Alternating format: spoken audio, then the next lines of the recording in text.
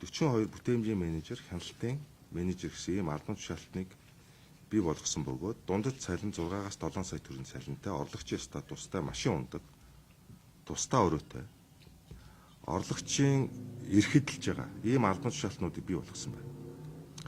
За удахгүй ойрын үед мөн энэ албан тушаалтнууд ийм албан тушаалуудыг 100 гаруй томилох мэдээлэлтэй байна. За манай улсад одоогоор төрийн өмчийн компани 120 гаруй байгаа. Орон нутгийн өмчийн компаниуд 300 гаруй байгаа. За нийтдээ төрийн болон орон нутгийн өмчийн 450 орчим компани байгуулагдаж байгаа.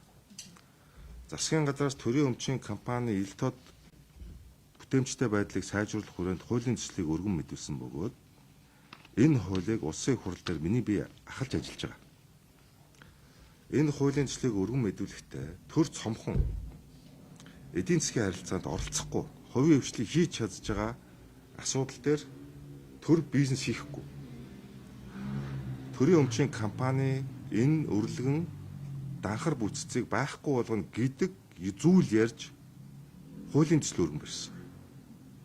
За гэтэл хуулийн төслийг одоо батлах, хилцэх энэ одоо хүрээнд ингээ ажлын хэсэг гараад ажиллаж байхад оруулж ирсэн бодлогынхоо эсрэг төрийн өмчийн компаниуд дээр маш их хэмжээний үргэлгэн ийм данхар бүтцүүдийг улс төрийн авилга хэлбэрээр бий болгож байна. Энэ бүтцийг ер нь байгуулж байгаа зорилго нь юу юм бэ? Одоо таны хувьд бол одоо сахмарчнд биелсэн зүйл дээр бол энэ томилогдсон хүмүүсийн дийлэнх нь батлах гишүүний туслахаас эхлээд ойрын мөрөлийн хүмүүс. За одоо ингээ хэлэхдээ бол одоо хамтарсан учраас их өр нөлөөтэй одоо ажиллана гэдэг зүйлийг бол хэлээд байгаа. За тэгвэл яг томилогдсон хүмүүсийн нэрсийг аваад үзэхээр хамтрал гэдэг халахвчаар Баттулгын дандаа ойрын хүрээлэн. Түүнийг одоо намын дарга багт нь хэрэглэхийн дарга байсан, дөрмийн хэлцийн дарга байсан, өөрийнх нь туслах байсан. Ийм хүмүүс засгийн газар хэрэглэх газрын дэд дарга, Эрдэнэт үйлдвэр, Эрдэнэс 5 толгой, Хөгжлийн банк гэсэн нөгөө өөрийнх нь одоо өмнө нь янз бүрийн асуудлууд гарч ирсэн тэр газруудад дандаа мань хүний хүмүүс томилогдсон байна. Тэгэхээр өөрөөр хэлбэл яг одоо яриад байгаа шиг одоо жишээл Ардсан намын ч юм уу гэж хэлэхээсээ илүүтэй цэвэр Баттулгын өөрийн ойрын хүрээллийн хүмүүс хэрэг дээрээ энэ засгийн газарт хамгийн одоо эрх мэдэл өнгө мөнгө үнэрсэн газруудад шургалж байна. Өмнө нь одоо миний хувьд бол одоо 2 удаагийн сонсгол хийж ирсэн.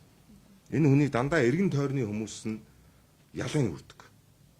Хөгжлийн банкн дээр энэ хүний дандаа ойрын хүрээллийн хүмүүс нь зээл авсан, гарын үсэг зурсан, моохын газрыг барьцаалсан, нөгөө нэг пирамид орд, ууган баяр, Нью Ярмаг. Дандаа энэ бүх булхаануудыг илчилсэн. Тэгсэн чинь одоо дахиад нөгөө мань хүний тэр хүмүүс нь дахиад хөгжлийн банкнд захирлаа. Дахиад захирлаа. Энэ бол дахиад хулгай үргэлжлэнэ. Ойлгомжтой болоод байгаа байхгүй. Тэгээд одоо батлах гишүүнтэй холбоотой төрийн нуурын ордын асуудлаас яригдж байна л да. Яг энэ төрийн нуурын ордыг шалгах асуудал хилцэж явах үед дахиад яг батлах ерөнхийлөгчийг байхад томилгдсон авилгатай тэмцэх газрын дарга улсын ерөнхий прокурорыг бас улиран томиллоо шүү дээ. Таны хувьд бас хуулийн сайд байсан. За нүүрсний сонсголтыг олон иргүүдээр бас сонсголтыг дараалж ажилласан. Энэ дээр ямар бодлоо? за би бол одоо нэг зарчмыг бол маш хатуу баримталж явдаг.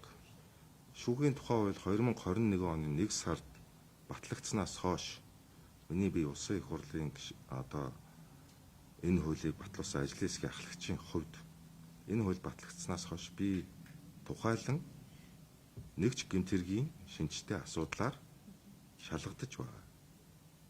Шүүхтээр явж байгаа. Ийм хэргийн асуудлаар байр суурь илэрхийлээгүй. Байр суурь илэрхийлэхийг хориглосон энэ хуулиар бүр.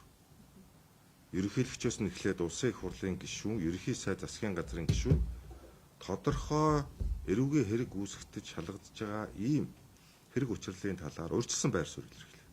Шүүхэд нөлөөлөх, хэргийн хувь заяа нөлөөлөх ийм байр суурь илэрхийлэхийг хуулиар нь хориглосон. Тийм учраас энэ хуулийг өөрөө манлайлж батлуулсан хүний хувьд өөрийн биеэр үлгэрлэх ёстой гэдэг ийм зарчим баримталж ажилдаг. За яг энэ таны асууж байгаа төгрөг нуурын гих энэ хэрэг учирлын тухайд болвол за би одоо бол эрүүгийн хэрэг үүсгэсэн байгаа ч юм уу би бол тийм мэдээлэл бол аваагүй. Тийм учраас бас тодорхой байр суурь илэрхийлэх хууль зүйн боломж бол би байгаа байх гэж үзэж байна. За энэ хэрэг учирлалтай холбоотойгоор засгийн газраас үндэстэн дамнсан офшор компаниудаар байгуулж өөрөө болон өөрийн хамаарал бүхий этгээдүүдийн хувь хувьцаа нэр дээр за мэдээж үлэм чимнэх $250 сая гэсэн тийм ээ. Хонконгийн хөрөнгийн бирж дээр одоо зарсан гэх ийм асуудал засгийн газар холбогдох нотлох баримтуудыг хуулийн байгууллагч шилжүүлсэн байна гэж үзэж байгаа. Тэгэхээр хуулийн байгууллагууд би энийг үзэж байгаа багт бодож байна. Найдаж байна. Миний тухайтад болвол за яг энэ санхүүгийн схемтэй холбоотой тухайлан үзээгүй ч гэсэн хөгжлийн банкыг шалгах Улсын их хурлын төр хороо 2 жилийн өмнө буюу 23 оны 3 сард нээлттэй сонсголт хийх үед Батулга гишүүний хамаарал бүхий компаниудыг ярих хавцад энд нэр дурддагдж байгаа Төгрөг нуур Energy, Camex гэх компани мөн Хонконг, Сингапур улсад бүртгэлтэй офшор компаниудынх нь хамаарлыг илчилж байсан. За мөн төмөр замын гэх энэ Liberty Partners-аар дамжуулж гарсан мөнгө миний араас хөөцөлдөж явах данс хөөж шалгаж ирсэн тэр үед. Явцад Хонконгоос $2 сая өөрийнх нь хамаарал бүхий 3 хүүхдийнх нь үүсгэн байгуулж хувьцаа эзэмшиж байгаа. Өөрийнх нь туслах Эрдэнэ туяагийн захирлаар нь ажилладаг байгууллагууд руу $2 сая орж ирсэн баримтыг мөн сонсгол дээр миний би дэлгэж байсан. Өөрөөс нь асууж ирсэн. Яаж яваад энэ төмөр замаа руу орсон мөнгө буцаад өөрийн чинь хамаарал бүхий компаниуд руу гаднаас ороод ирвэ гэдэг асуултыг би асууж ирсэн. За тэр үед энэ тодорхой хариулт өгөөгүй. Би яагаад одоо эхнэр хүүхдүүдтэйгээ хамтарсан компани байгуулж болдоггүй юм бэ гэдэг ганц үг л хэлчихсэн. Тийм учраас энэ асуудал хуулийн хэлтийн байгууллагууд шалгах байлгүй. Тэмдэглэлийн тухайд та юу хэлж За би энэ томилогдсон томилгооны араас бол юм ярихгүй. Тэгээ байр суурь чуулганд илэрхийлсэн. Одоо та ингээл асуувал энэ ямар ч арга хэмжээ авахгүй хуулийн байгууллага гэсэн зорилттой үйлдэл юм. Одоо цаашдаа бүгдээ яах вэ? Энэ хүн хулаа ирээд байгаа баримтаар мэдээлэл юм. Одоо ямар арга хэмжээ авахгүй. Гэхдээ улсын их хурлын гишүүн гэдэг бол өөрөө ард түмний төлөөлөгч.